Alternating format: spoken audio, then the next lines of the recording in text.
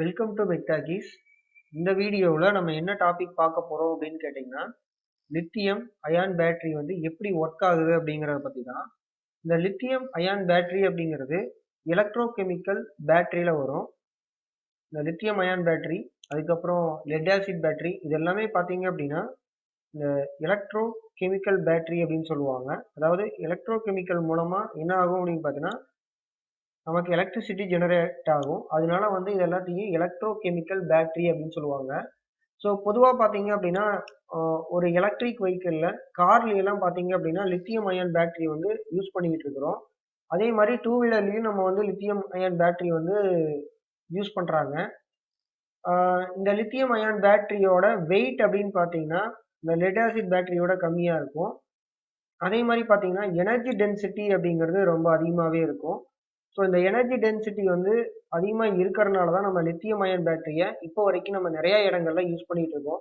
காமனாக பார்த்தீங்க அப்படின்னா ஒரு மொபைல் ஃபோனில், அதாவது எலக்ட்ரானிக் கேஜெட்ஸில் ரீசார்ஜபிள் பேட்டரி தேவையோ அந்த இடத்துல எல்லாத்துலேயும் நம்ம லித்தியம் அயான் பேட்டரியை ஒர்க் பண்ணுறதுக்கு முக்கியமான காரணம் என்ன அப்படின்னு பார்த்தீங்கன்னா எனர்ஜி டென்சிட்டி அதிகம். அதே மாதிரி இது வந்து லெட் ஆசிட் பேட்டரியோட லைஃப் ஸ்பேன் அப்படிங்கிறது ரொம்ப அதிகமாக இருக்கும். அடுத்து பார்த்தீங்க அப்படின்னா இதில் ஒரு முக்கியமான பிரச்சனை என்ன அப்படின்னு பார்த்தீங்கன்னா காஸ்ட் வந்து கொஞ்சம் அதிகமாக இருக்கும்.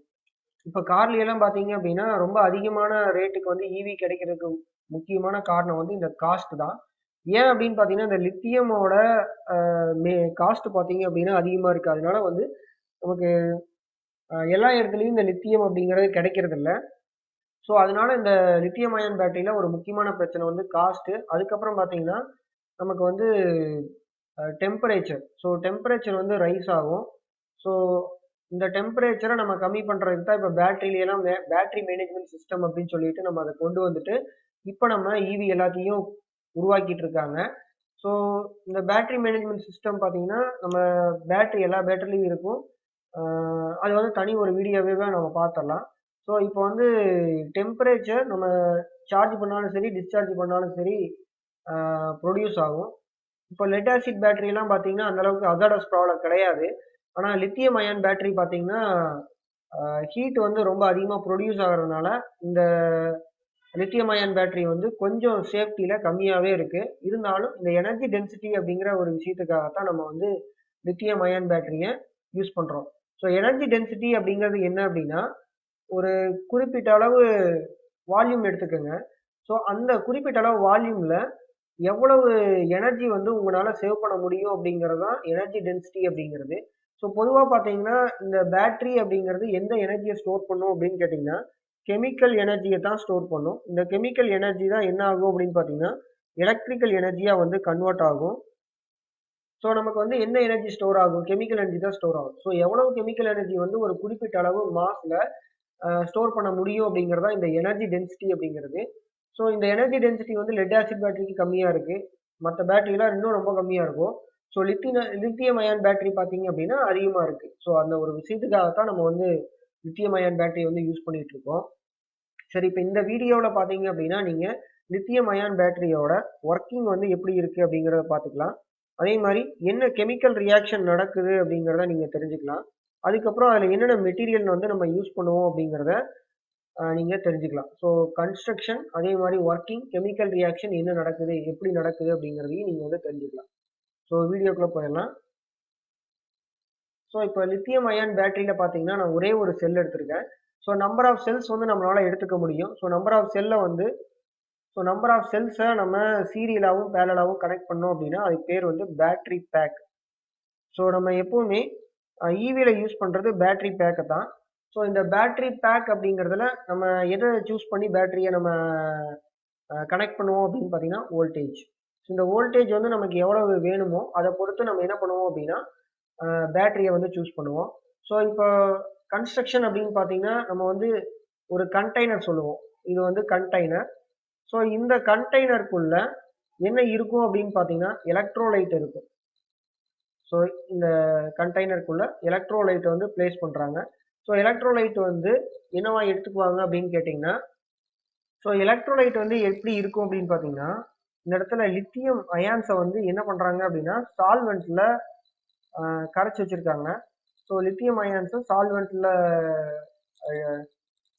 கலக்கி அதை வந்து எலக்ட்ரோலைட்டா இந்த இடத்துல யூஸ் பண்றாங்க. இந்த கண்டெய்னர் அப்படிங்கிறது எப்பவுமே ரிஜிட்டா வந்து வச்சுக்கிறாங்க. அதாவது நம்ம வண்டி எல்லாம் போகும்போது பாத்தீங்கன்னா வைப்ரேஷன் இருக்கும், ஷாக்ஸ் இருக்கும். இதெல்லாம் வந்து அப்சர்வ் பண்ணி அது வந்து உள்ள நடக்கக்கூடிய கெமிக்கல் ரியாக்ஷனுக்கு எந்த ஒரு பாதிப்பும் ஏற்படாத மாதிரி வந்து என்ன பண்ணிருப்பாங்கன்னா இந்த கண்டெய்னரை வந்து மேனுஃபேக்சரிங் பண்ணி அதுக்குள்ள இந்த மெட்டீரியல் எல்லாமே வச்சிருப்பாங்க. ஸோ இந்த கருப்பா இருக்கிறது வந்து என்ன அப்படின்னு கேட்டீங்கன்னா கேத்தோடு.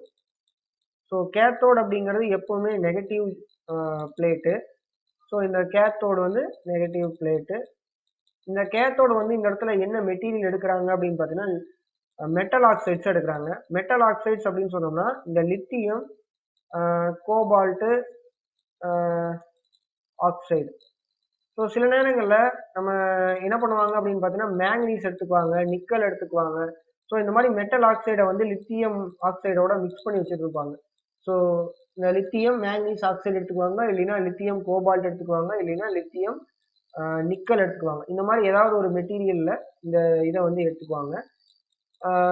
இடையில வந்து ஒரு செப்பரேட்டர் இருக்கும். ஸோ இந்த செப்பரேட்டர் எதுக்காக அப்படின்னு பார்த்தீங்கன்னா உள்ள வந்து ஷார்ட் சர்க்கியூட் நடக்காமல் இருக்கிறதுக்காக இந்த செப்பரேட்டர் வந்து வச்சுருக்காங்க.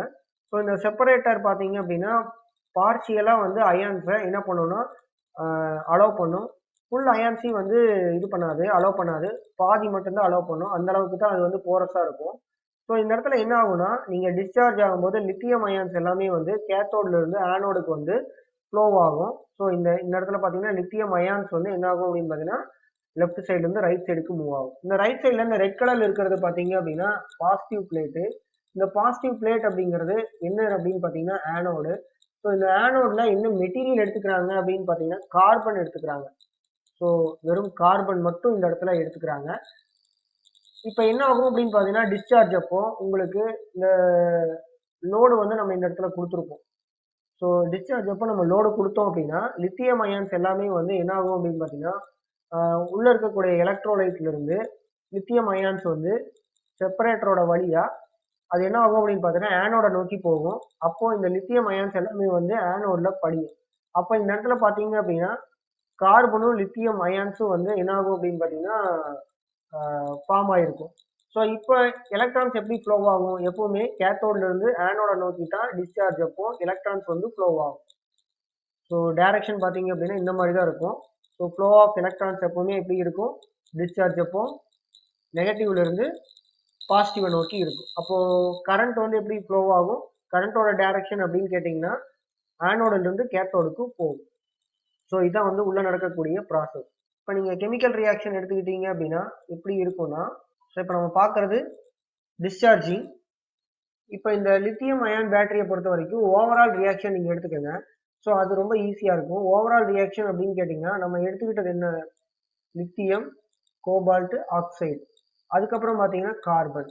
இது ரெண்டுமே வந்து நம்ம எடுத்துருக்கிறோம். ஸோ இப்போ பார்த்தீங்கன்னா ஓவரால் ரியாக்ஷன் எப்படி இருக்கும் அப்படின்னா இந்த இடத்துல பாருங்க லித்தியம் கோபால்ட் ஆக்சைடு இருக்கு இல்லையா? ஸோ இதில் வந்து லித்தியம் கோபால்ட் ஆக்சைடு அப்படி எழுதிக்கோங்க. இந்த இடத்துல 1 - எக்ஸ்னு போட்டுக்கோங்க. அதாவது எவ்வளோ எடுத்தீங்களோ அதுலேருந்து நம்பர் ஆஃப் எக்ஸ் வந்து எவ்வளோ டிரான்ஸ்ஃபர் ஆகிருக்கோ அதை வந்து நீங்கள் 1 - எக்ஸ்னு எடுத்துக்கோங்க. அதுக்கப்புறம் இந்த சி அப்படிங்கிறதுல பார்த்தீங்கன்னா நம்ம எடுத்துக்கிட்டதில் இந்த இடத்துல ஒரு லித்தியம் இருக்கும். So C into lithium X இப்படின்னு எடுத்துக்கோங்க. ஸோ இதை நீங்கள் மறுபடியும் காம்பினேஷன் பண்ணீங்க அப்படின்னா உங்களுக்கு நீங்கள் எடுத்துக்கிட்ட மெட்டீரியல் வந்து கிடைக்கும். ஸோ இதுதான் வந்து டிஸ்சார்ஜ் சார்ஜ் அப்போ நடக்கக்கூடிய ப்ராசஸ். ஸோ இந்த லித்தியம் அயான் பேட்டரியை பொறுத்த வரைக்கும் பாசிட்டிவ்ல என்ன நடக்குது, நெகட்டிவ்ல என்ன நடக்குது அப்படின்னு சொல்லிட்டு ரெண்டு ரியாக்ஷன் வந்து ரெண்டு ப்ராசஸ் அப்பவும் சொல்லுவாங்க.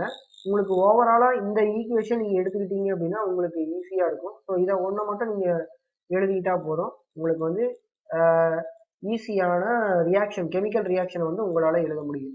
ஸோ இதான் வந்து லித்தியம் அயன் பேட்டரியில் நடக்கக்கூடிய கெமிக்கல் ப்ராசஸ்.